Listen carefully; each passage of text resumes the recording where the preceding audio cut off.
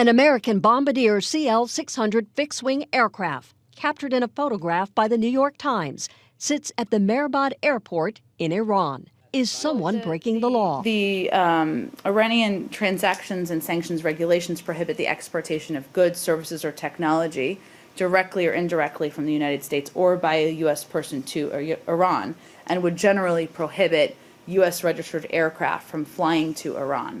The State Department is investigating, but it's the Treasury Department that is taking the lead and will enforce, if appropriate, U.S. sanctions. You can travel to Iran, but you have to get permission from the government, and clarity as to the things you can do and the things you can't do. One of the first questions here will be, whoever made this trip, did they apply to the Treasury Department, for permission, with a clear understanding of how you can spend money in Iran and how you can't spend money in Iran? Adding to the mystery, a spokesman for the airport quoted in Iranian media says no U.S. plane landed there at all.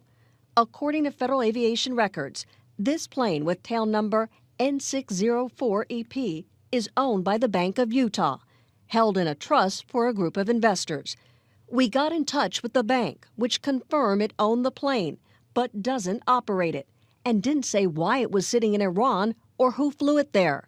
A spokesman said the trust relationship is confidential and additional information must come from the beneficiary.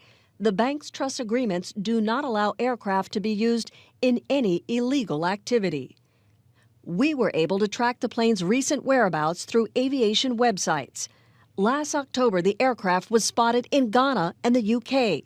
In January, Switzerland at the time of the World Economic Forum. February, back to the UK. And the next month, returning to Ghana.